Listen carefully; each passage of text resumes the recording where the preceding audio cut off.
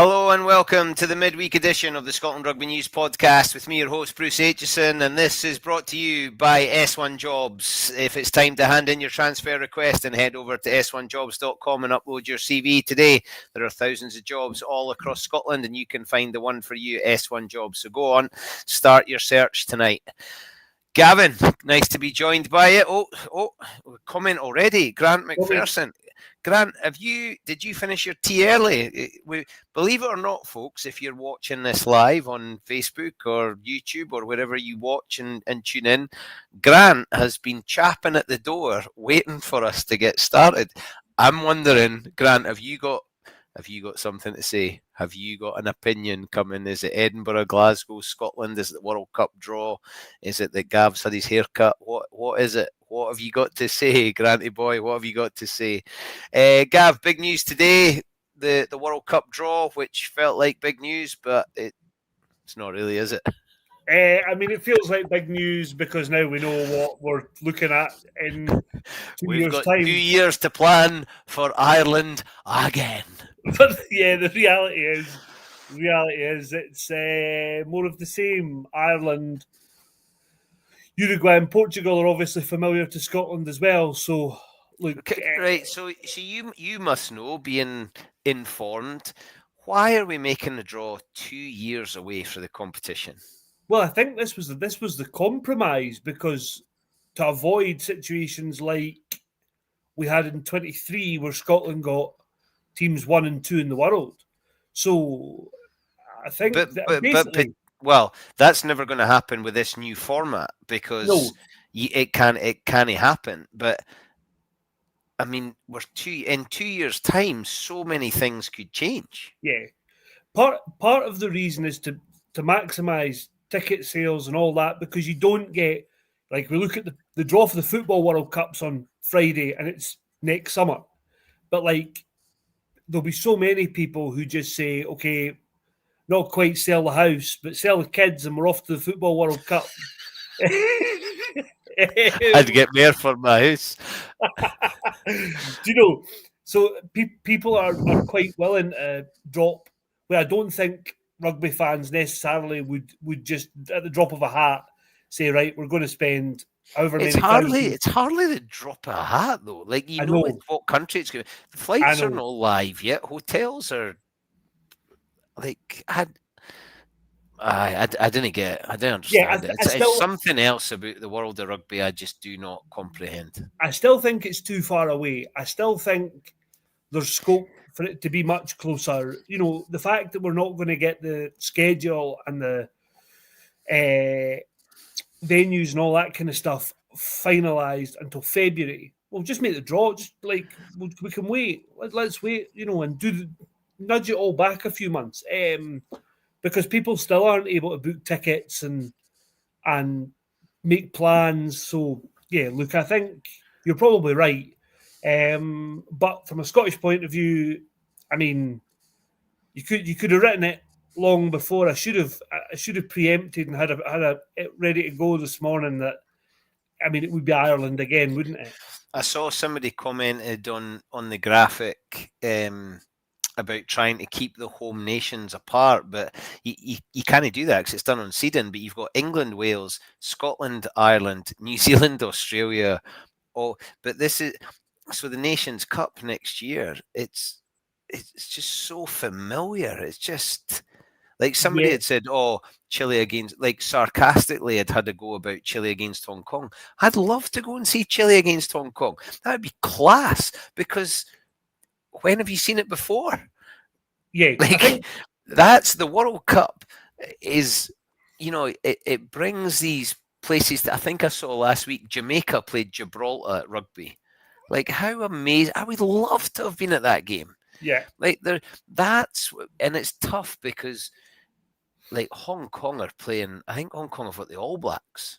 Yes, I mean, like that's back to 1995. That's a 150 pointer. Yeah, I think, like, I was speaking about this earlier, and the World Cup's almost the worst possible time for an emerging nation, a tier 2 nation, if that's what we're calling them, to play one of the big hitters, because but there's tier 3 nations in this World Cup. Totally. I totally agree. I think the expansion of the tournament is obviously driven by money. And I think let's not get away that we're actually dampening the sporting side of it to make more money, because we're going to have. We might as well play outside the window. We're going to have games in this World Cup that you and me could play in, and the big team would. Well, I could definitely play. You might get away with it. Do you know what I mean? Like, you're right. Like, 150 points sounds ridiculous. I would rather we had, like the under-20s, there was like a tier where not even get promoted, because the 20s World Cups every year, so that makes sense. Although it doesn't make sense because that group are then no longer there, but that's another bugbear of mine.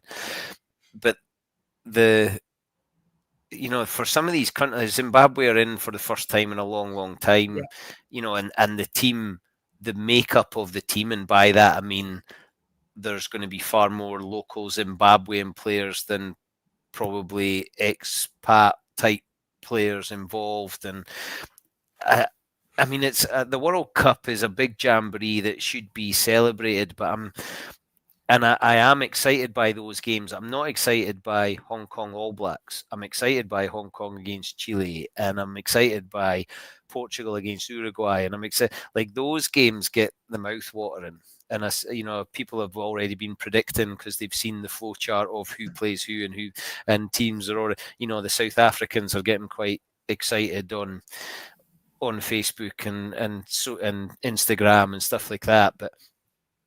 Yeah, it's. I mean, you had the press conference this afternoon. What were they saying? What was Gregor saying? To be fair to him, Gregor said much of what you've said. It's 2 years away. It's hard to predict where Scotland are going to be, or where anybody's going to be in 2 years' time. I think one of the things, though, he did say, the kind of best sort of news line out of it was, we've got to beat Ireland before the World Cup. It's so important now that we've got to beat Ireland in one of these 2 Six Nations games before the World Cup, because obviously going to a World Cup with that I mean, it would be 13 and I think that's right. I was trying to do the maths in my head there. I think that's right. Well, I could hear you thinking. I know I got that. The cogs were turning. 13 defeats in a row. If Scotland don't beat them before they play in Australia. So, yeah, look, I think that's massive. Gregor was talking about it being, the World Cup being the kind of driving force behind them signing the contract. And then there was a bit of chat about, So, sorry to butt in on the Ireland bit, but if Scotland can beat Ireland, I'm predicting here that Scotland will beat Uruguay and Portugal. If you win the group as Group D, you play the best third place team from either Pool B, E, or F. Now, I'm not even going to get into who that might be. But if you're runners up, you're then playing the Pool E winner, which looks like being France. Yeah, right. So pretty much we're back to a World Cup that hinges entirely on one game again. Against Ireland. Again. But here's the part for that I'm not like absolutely woe betide at. I think if we look at if the round of 16 game was South Africa, I'd be saying, Scotland have virtually no chance. So if they lose to Ireland, they'll lose to South Africa, and it's up the road. Thanks very much. Well done, Scotland. You've survived a week longer than Hong Kong. I think where I do look at it and think, well, maybe is Scotland's record against France isn't that bad. It's not great, admittedly, in Paris. A lot of the wins have been at Murrayfield. We obviously haven't played them, in a neutral venue for a long, long time. But, it's not out with the realm of possibility that something could happen in that game and Scotland pull off a shock result. It's an incredible draw though when you look at if you win or if you're runner up.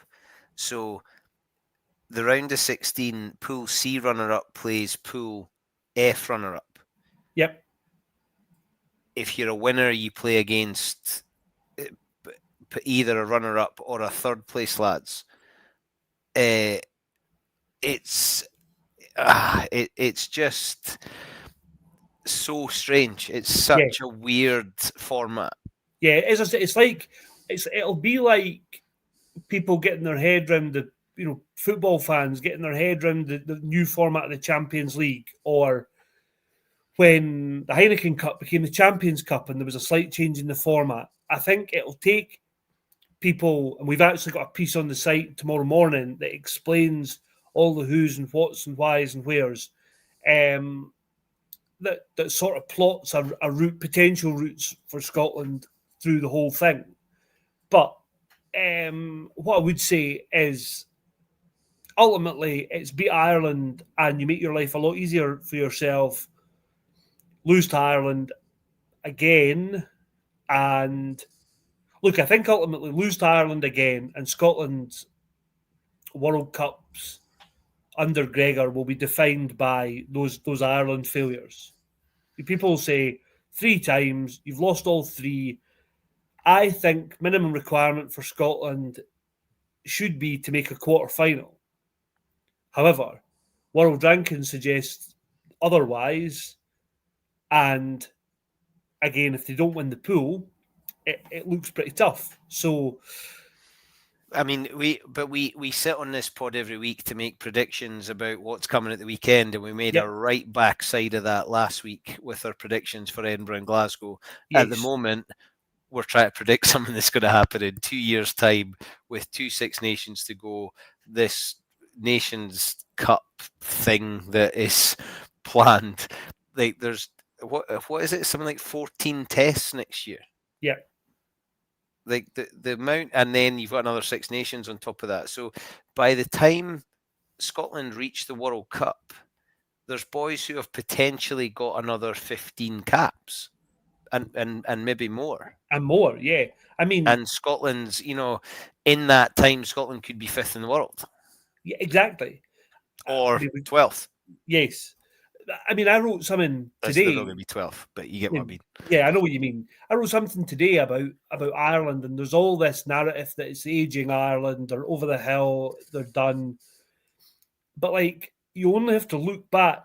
What was it, 2 or 3 weeks ago, we sat here and talked about the game against South Africa. And, like, with some degree of hindsight, what a great way to contrast the two teams, because, like, Ireland might be aging and over the hill and past their best and all this kind of stuff, but they had 12 players on the pitch at one stage, and they just found a way to hang in there for most of that game. Scotland had 1 yellow card against Argentina, and the wheels came off. It was the most catastrophic implosion I've ever seen it from a Scotland team. I think Ireland, to this point, Ireland will be different. They are an older squad, but like I would be really surprised if a lot of those guys are not hanging on till the World Cup. Michael, I reckon Tag Furlong will be there. What will he be by then? About 54. Yes, he will be scrums only. It'll be like one of these charity games where you just sub on, scrum, sub back off. That'll do. I mean, it's right. I mean, in 2 years' time, like if you look at England, like is George Ford still going to be in 2 years, or are England actually going to be stronger because a whole of the boys have come back from France to play in the World Cup? Wales have to be better in 2 years' time. If they're not, then probably just close the doors and throw away the keys. Yeah, Ireland. Like let's not be, yes, those players are going to go, but the way Leinster and Munster and there's players coming in the way that I hope Scotland players are coming. Finn on the site has said I've maybe not got that many more to go, So Yeah, I don't know. Is Finn Russell looking at? I've got 2 more Six Nations in a World Cup. I mean, let's be honest. Finn Russell. This is Finn Russell's last chance to make his mark at a World Cup. Like, he'll be 35 by the time it kicks off. That means he would be nearly 40 by the time it rolls out in America. So I know what Johnny Sexton was. He was 38, was he not? I mean, not far off. But obviously very different styles as well. It's funny though. It's funny you say that because I deliberately did that. There's probably an assumption that you can play longer as Sexton than you can as Finn, but Finn is a smart enough cat that he could become something different, knowing that there's things he might not be able to do. Totally, and Finn's game can and probably will change, but I'm not sure if that means you still get, the Maverick Finn Russell. Nah, but then maybe that's not what Scotland would need by then. Where's Finn going to be in 2 years' time? How long's his Bath contract got? Now he just signed a new one, so I think he'll still be in Bath. Which I think would be a good thing. I think his contract runs out 2028.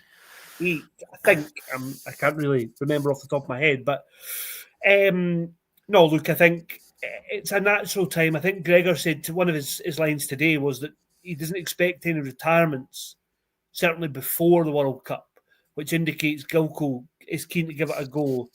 Finn will be. Did Gilco not just sign a 1-year contract to Edinburgh though? That made that up. No, I think last season he signed a 1 year, so he'd be out of contract again, I think. But I think, and these guys, you're talking about the number of caps. These guys could be going to the World Cup, where like Scotland have only got 4 male players with 100 caps, and they could have 2 in this next squad. So the experience is clearly not the problem. It's all going to be solving this Ireland problem, and I think a lot of it, as with a lot of the problems with this squad and maybe getting over that hurdle, is as much psychological as it is physical. Do you think Scottish Rugby have invested in a cryogenic chamber for Xander Fagerson? If they've not, I hope they're watching and are currently doing a bit of Amazon and Argos shopping. It'll be like on Star Wars with Han Solo. Yes. And then we'll defrost Xander. Hey, Xander, you're on to fight Darth Vader and scrummage against Ireland in the group stages. Yeah, okay. I mean, we've got 2 years to. Oh, here we go. Tom Richards, the Six Nations is very tough. Yeah, well, Tom, we could be very Scottish about this and say Italy first up away, tough. Then we come back to play England. All of a sudden, Wales are targeting us and we're wooden spoon. Or you could say we're playing Italy away. We get off to a great start and get a win. We beat England at home in front of our own crowd. Now we're on the bounce. We hammer Wales. And then, do you know what? It's time to beat Ireland and we've got France at home and we're Grand Slammers. So depending on what time of day you get me, Tom, I get it. It's tricky, but we're Scottish. That's how it goes. We would hate to do it easy. I'm definitely in that first. If I had to bet now, £100. Oh wow! Here we go. On the here we go on the prospect of Sione lifting the Six Nations trophy in Dublin, or the Irish waving spoons at us. It's the spoons. I don't think it would be either. I hope not, but I think one's more likely than the other. Jeez. Sadly. Jeez. Wow. Okay. I know where to come for a cuddle. So let's rewind the tape. This time last week, Saturday morning, there I am, full energy and enthusiasm. Glasgow are going to get a bonus point win against Scarlets. Edinburgh are going to do the same against the Ospreys, and this time next week, I think I said something along the lines of in Scotland's draw will be made and we'll be talking about Scotland winning the World Cup. Edinburgh get a narrow win against Ospreys, and Glasgow, I think, didn't get off the bus. I mean, both games. Right, Edinburgh, start with Edinburgh. Edinburgh won, so they did that bit. We were both there. it was hard to watch. It was lacking in an awful lot. I admired the fact that Sean called a spade, Sean Everett called a spade, and said, I didn't expect a spectacle, because, wow, that was an understatement. I mean, it wasn't pretty. But the fact is they won. Yeah. There was maybe times that you could have said Edinburgh look like they're hanging on here, but they got over the line. I thought the young players, the kids played pretty well. I thought Finlay Thompson was really good at 12. I was disappointed to see Tom Curry go off, and then Gutted. we saw him at training this week, and he had like one of those full knee brace things on that didn't look overly encouraging. I thought he was good. I thought Harry Morris was good again. I would have given. I don't disagree with you about Finn Thompson, but I would have given player of the match to Harry Morris. Yeah, so would I. I was surprised somebody in the pack didn't win it, and actually, and I think I wrote this in my match report, but it's amazing now. Like, I was watching the sort of so-called youngsters, and I completely disregarded Liam McConnell from that group, even though he's only got a handful of Edinburgh appearances, but he's just made that jersey his own. And I thought, without being outstanding, he was that sort of, as we talk about Glasgow players all the time, that 7, 8 out of 10.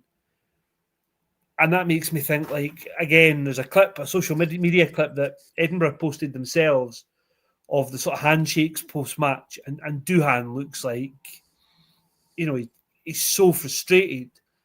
And just that backline just isn't firing at all at the minute. And they need to work out a way of getting Duhan involved in games. Wes Houston's been sort of going through a quiet spell.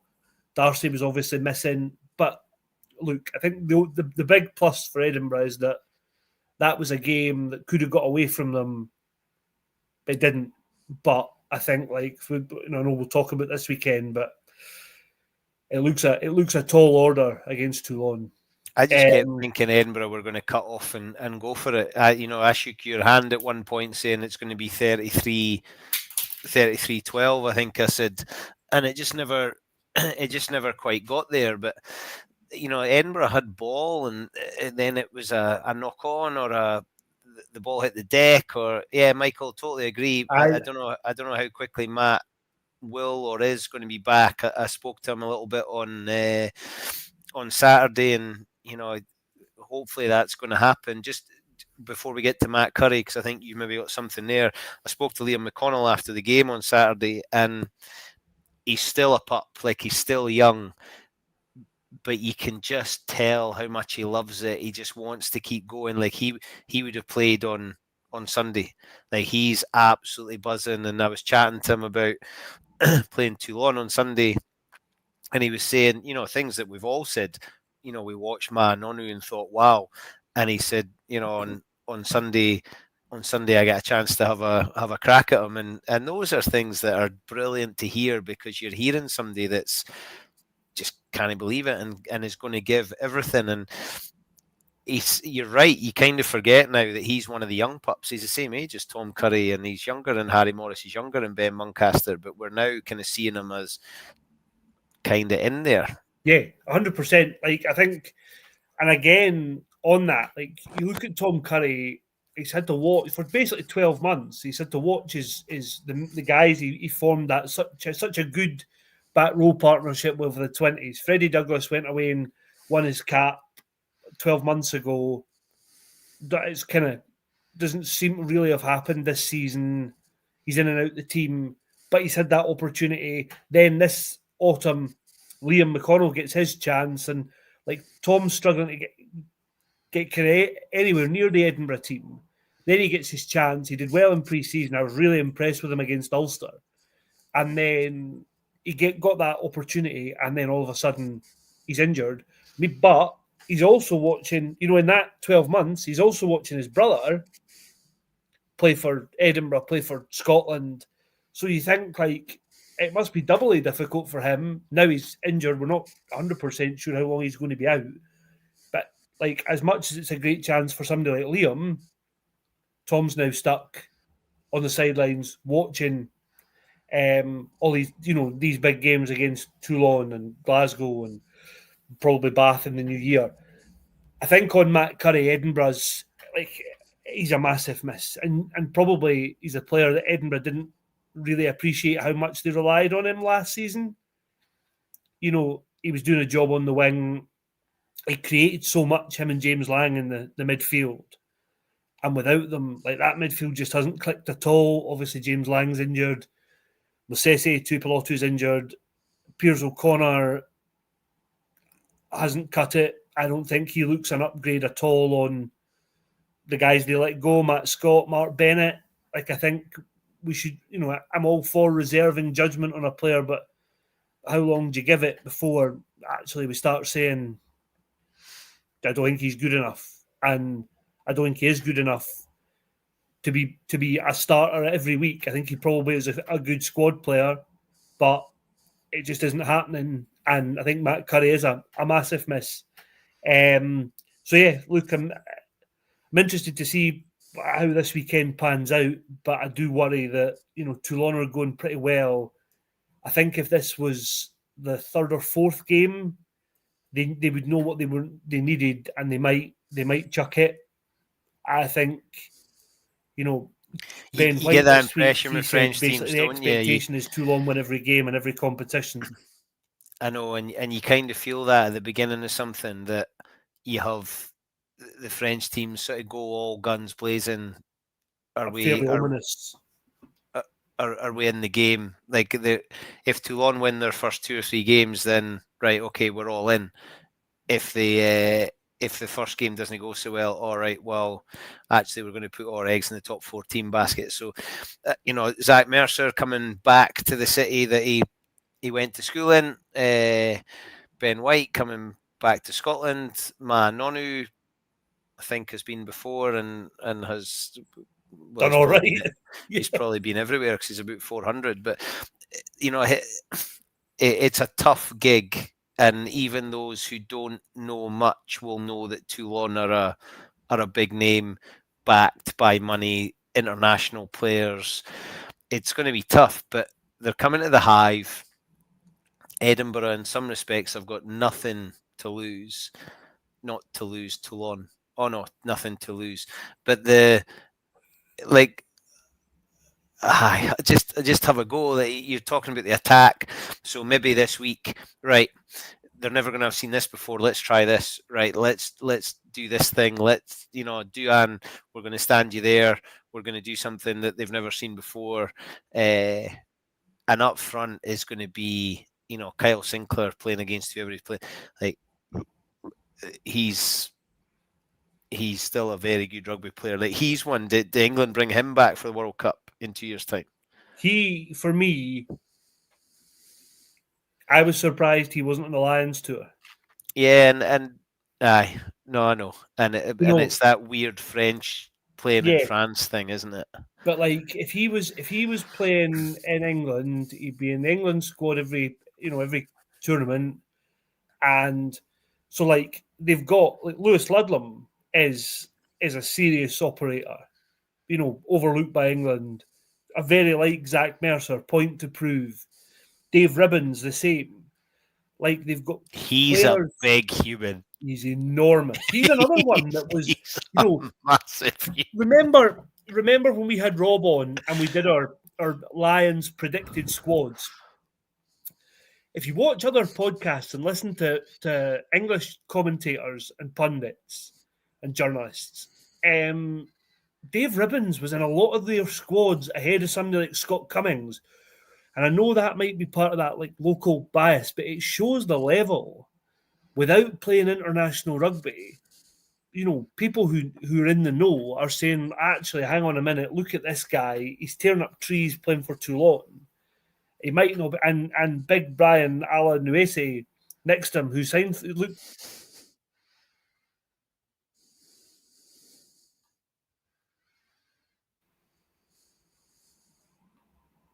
Are you still there? Yeah, I can hear you. Yeah, so I mean, it's going to be tough, and I think I'm just looking at some of the Toulon results. That they score a lot of points, even in defeat. Yeah. They score a lot of points. They scored 52 in the first game of the season against Cast. And then it just starts to get then it just starts to get a bit silly. Mad. Sorry, I'm getting carried away. 41 points against Oyonnax. They lose to Bordeaux, who are quite a good side. They score 17. But then they lose to Perpignan away, and French teams do lose away, but they score 22 points. They beat Racing. Is that definitely this season's results? Oh no, that's 2023. There we go. There we go. That'll be why I've scrolled too far. Yeah, there you go. They beat like Montpellier. Yeah, it's it's going to be interesting. Yeah, the only sort of glimmer of light, 39-14. Yeah, is their away form hasn't been great. But that's French teams. That's so French, and I don't think you can really read a lot into that. As I say, I think on Friday, possibly when we get the teams, we'll be able to say, "Oh, hang on a minute." Batten down the hatches, Edinburgh, because Toulon are coming fully loaded, or actually Toulon think that their second team is enough. But I still think it's going to be a tall order. Glasgow, you said they never got off the bus. Did they ever get on it? That's right. That's a very un-Glasgow performance and result. Here's me for weeks saying Glasgow always give you this consistent level of performance, and then that happens. Like, I don't think anybody saw that coming. I don't think Franco saw that coming. Really bad. I mean, like, terrible. And to lose 23-0 to the team who were on the bottom of the league is not great. You hope that doesn't have a massive knock-on effect for the end of the season, but the worry is that it might. Remember, there was an Ospreys game last season they lost at home, and towards the end of the season, another defeat or two cost Glasgow the place in the top two, which isn't great, but I think hopefully that was a kind of one-off blip. Every team possibly has an aberration like that, and I think the key for Glasgow now is to put that behind them. You'd imagine everybody, all the Scotland players who didn't play against Scarlets will come back in, and that game against Sale could be pretty interesting, because Sale, I think, go for Glasgow up front, but Glasgow's backs might be stronger. So I'm interested to see how that plays out. I think the Welsh thing, and I said this last week, and I kind of believe this, having now watched Ospreys up close and personal, those Welsh players are literally playing for their careers now, because and there's confusing messages coming out of Wales, but rugby players are there's a lot of them. There's a lot to choose from, which means clubs can go fishing and potentially not pay people as much as they used to pay them. Scotland, Edinburgh, Mark Bennett finishes and still a professional rugby player, but it's a struggle to find somewhere. Newcastle, the way they're going through players and recruiting players, there's a whole load of things going on. So those Ospreys players are quite literally putting themselves in the shop window, either to say to Welsh Rugby Union, well, if you're only going to have this number of loose head props or this number of right wingers, I need to be one of them, or Bristol Bears, Newcastle, Red Bulls, please come and get me because I'm a really good rugby player. And that fight counts for something, I still believe. Yeah, it absolutely does. And that uncertainty and having to cope with all that, actually, probably 4 weeks at training with guys who are in the same boat, not with the Welsh internationals who know that your future's pretty much guaranteed, or certainly a lot more guaranteed. certain than others, they'll have been absolutely desperate to be tearing into it. I think both Scottish pro team coaches had said during the post-match interviews that, it has been difficult because they've had guys who've just come back from Scotland stuff. Obviously, I think some of them have taken a bit of a dent in confidence, thinking somebody like, Doohan from an Edinburgh point of view hasn't had the autumn we would have wanted. So it's not been plain sailing 4 weeks, and they were playing probably against teams that have had more time and more cohesion. So maybe we shouldn't have been expecting of 2 bonus point wins, but I think the thing I would say about that is, Glasgow can't have another performance like that. That was just miles off it in just about. I don't think we were predicting anything Edinburgh and Glasgow wouldn't have been predicting, though. No, I think Glasgow would have thought there's a good chance if we get this right, we can go. When you spoke to Sean after the game, he must have been disappointed that they didn't score more points. When we said, "Do you relieved you got over the line?" Sean's first response was, "I'm disappointed we didn't get a try bonus point." Yeah, and I thought, yeah, do you know what?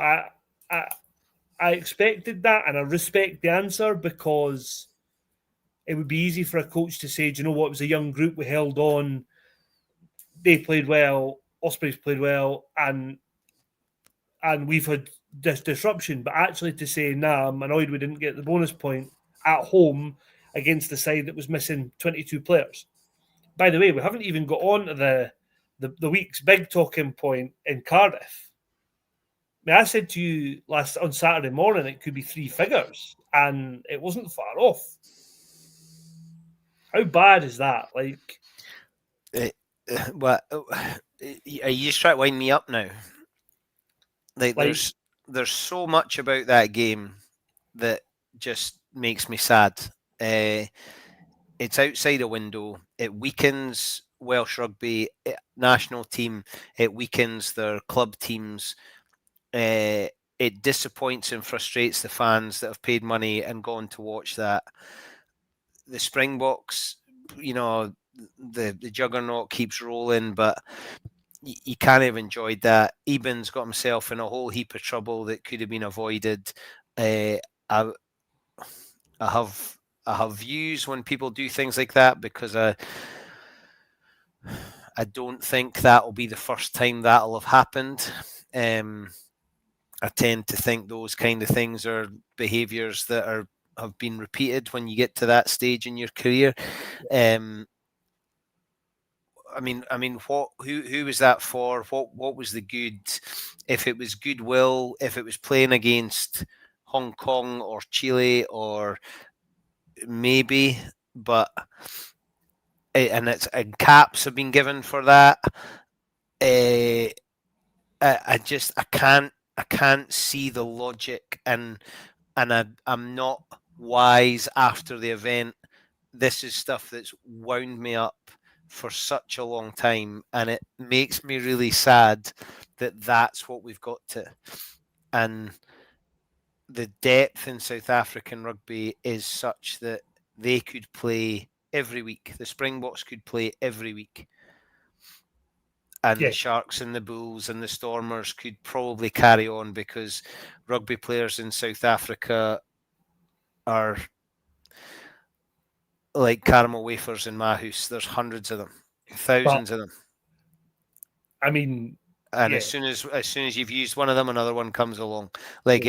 It's Welsh rugby, and it makes me sad that folk take joy in Welsh rugby failing. That makes me sad. Scottish rugby, we couldn't cope with that. Do you know what I did think? If Scotland had a game on Saturday, and Edinburgh and Glasgow were missing international players, and then we were asking them for coming back to play this week in Europe, we'd be going, what is going on? Yeah, no, totally. I think I wholeheartedly agree with the whole point. Broadly, I think the Etzebeth one is just lunacy. It's just a total thuggery. And I would throw the book at him. I would throw the book at him. I think just so that we don't offend anybody or have anybody's lawyers on the phone. He was cited twice for something similar, but it's never been banned for anything like this before. I couldn't believe. I think I was just leaving where the media are at Murrayfield before the Edinburgh game, and I could see a commotion. I had the Wales game on my phone. I saw a commotion, and it wasn't until I sat down at the Hive I managed to find a clip of it online, and I was like, I almost couldn't believe what I was watching. And the one I've kind of drawn parallels to, do you remember Stephen Ferris got gouged playing for Ulster against Stad? I mean, that was awful. And I think David Atub, the prop, got 70 weeks for his part in that. And I honestly think this could be, and I see people making, there's pictures of what looks like Alex Mann's maybe got his pinky somewhere around Aitchison, eye, ear, like, give me a break. And that's the classic. Well, he stole my thing, so I'm still like, that's a classic of two wrongs, never, ever, ever, ever making a right. No, they never make a right, but also you're saying they are, Alex Mann's, I nearly called him Jack Man there.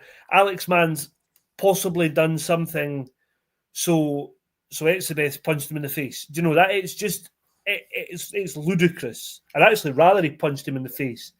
And then gouging's just the worst of the worst. And then did you see the clip while I'm on a red card rant from France of, I think it was Toulouse, and the hooker has headbutted somebody in the chest, like a la Zinedine Zidane. I mean, like, and then Ronan O'Gara went bananas and got himself red carded because Hastoy got sent off for kicking somebody in the face after 30 seconds. Like, just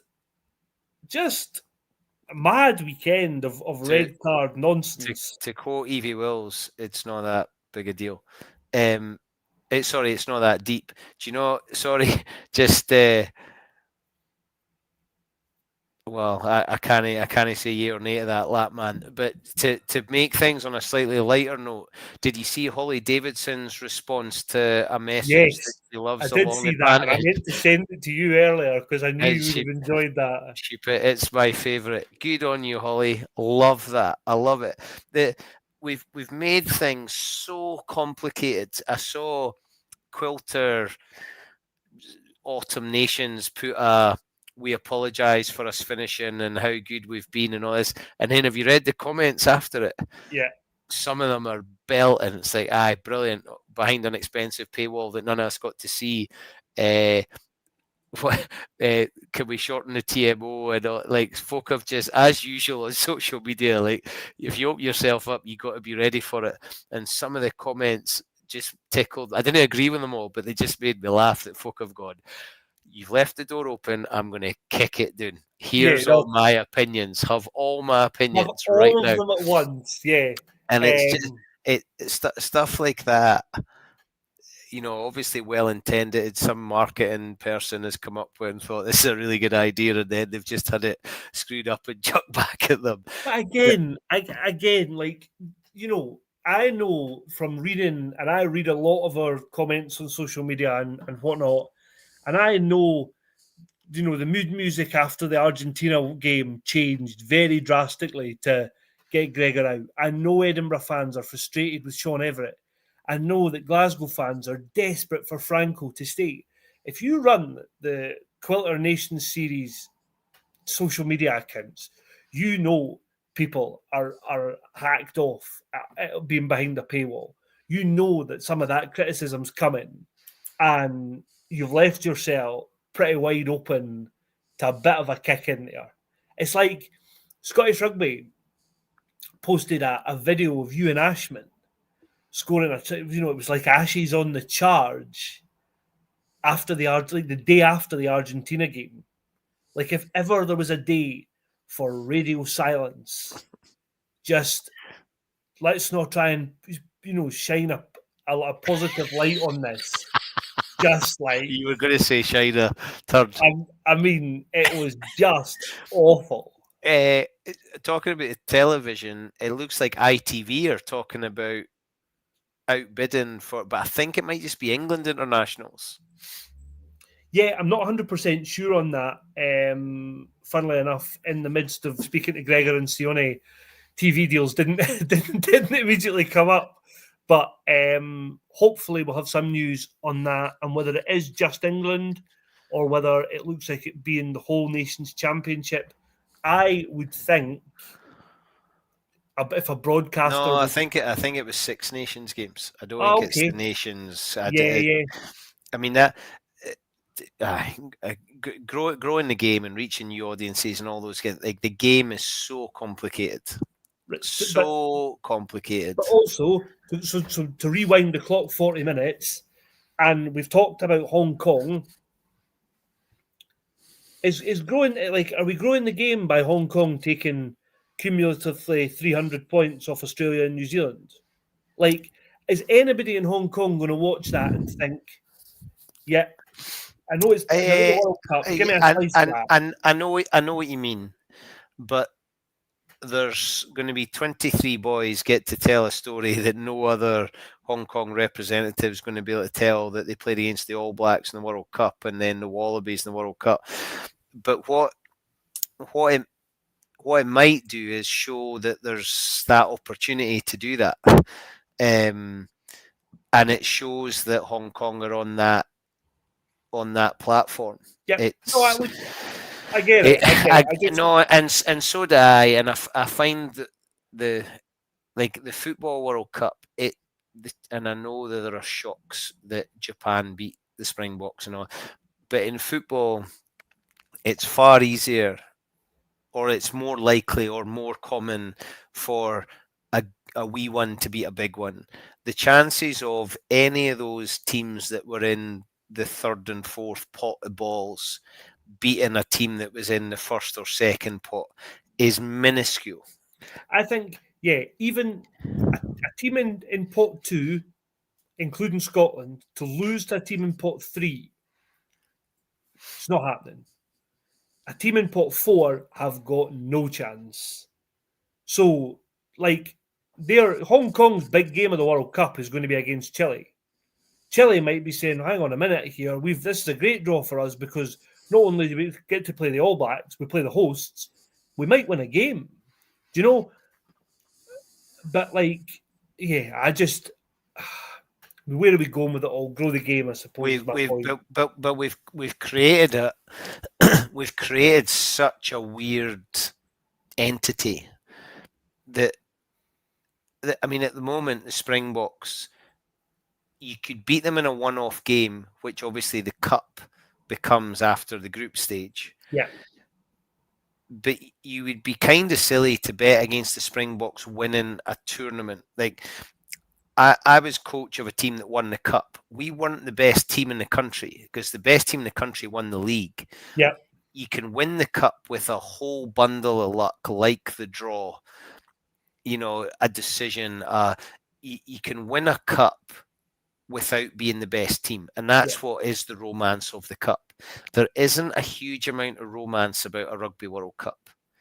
Like the Football World Cup, it's really difficult to predict who's going to win the Football World Cup. Yeah.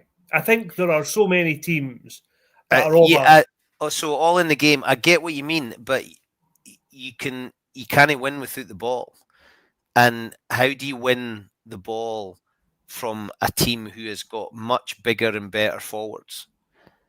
Like the equivalent to winning, to parking the bus, is having a pack that just says you're not getting the ball today.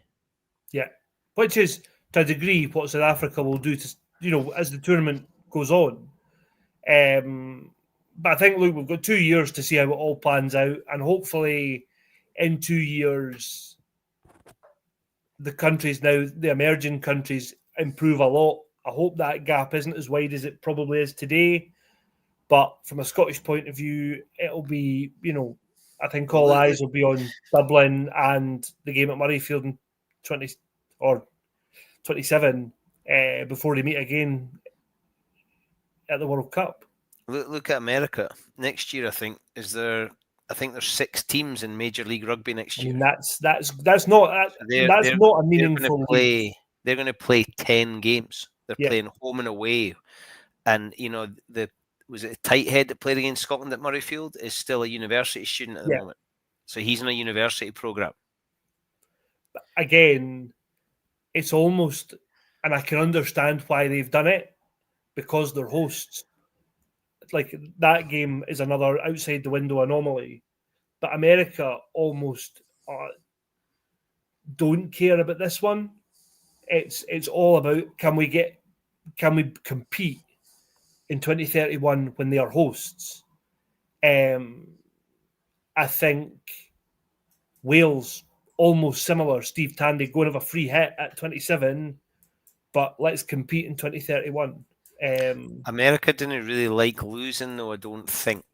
No, I mean nobody at that level. Nobody does. So for them, to reach new audiences and grow the game, and one of the reasons American public and sports fans can't get on board with rugby is because they're not very good at it. And how do you get good at it? The Sevens program used to have rock stars in it, and now the Sevens program rivals the GB Sevens program. We don't know who's involved. It doesn't appear to be given priority. The number of teams that are playing in America at 15 aside. Aye. Anyway, been good to chat and get all that off our chest. We've got no teams to talk about. 2 really tough games at the weekend for Glasgow and Edinburgh, but hopefully exciting. Hopefully, what are we saying then? I got my predictions wildly wrong for last weekend. How do you think this weekend will pan out? I don't know a huge amount about Sale. I don't know. Well, you're telling me you think Glasgow, both teams should be back to fully loaded. I think so. So Glasgow to win at Sale on a Friday night would be lovely.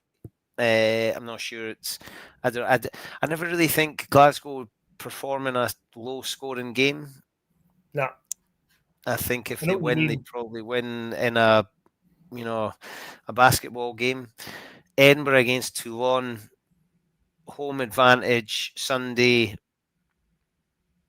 I know my head and my heart say different things about Sunday, and I don't think they're going to agree at any point. I think that's fair. I think I would go for Edinburgh, unfortunately, to get nothing, and I think Glasgow sneak a win, but it ends up being quite high scoring. So like 31-28, something like that. I think when you get to Europe, we said it about the French teams, but by the time you get to the end of your, you lose your first 2 or then what do you do moving forward? Yeah, I mean, that's it. Like, there's an argument actually that I know Edinburgh want to make the most of this opportunity because they've not been in the Champions Cup for a long time. But actually, if you're Glasgow and it doesn't start well, do you stay, actually, do you know what? We'll focus on the URC. We'll drop down, make sure we drop down into the Challenge Cup, but we have a right good go at trying to win that. What did you told us last season about KPIs? What's the KPIs? What are the teams like Edinburgh and Glasgow? Is it top 8 and get out the group? Or yeah, I mean, last season Edinburgh was to make the semi-final of the Challenge Cup, and finish top 8. So for Glasgow, you would imagine it's top 2, top 4 in the URC, and then make it into the latter stages of the Champions Cup. I think that'll be tough, but it's probably just about doable if they keep everybody fit. I think for Edinburgh, it has to be top 8 again, And I'm not sure if you can set an expectation on their European. And I just think that group is so tough. Like cast away is really, really tough. And then you've got to go to Bath. Like, good luck, Edinburgh. But, let's wait and see what the weekend brings, because we could be sitting here this time next week and the picture looks entirely different. Yeah, which we did last week. Yes. Good to see you, big fella. Final word from our sponsor. The Scotland Rugby News podcast was brought to you by S1 Jobs. If it's time to hand in your transfer request, and head over to s1jobs.com and upload your CV right now. There are thousands of jobs all across Scotland, and you can find the one for you, S1 Jobs. So go on, start your search now. Cheers, folks. Look after yourself. Enjoy your weekend. See you next week.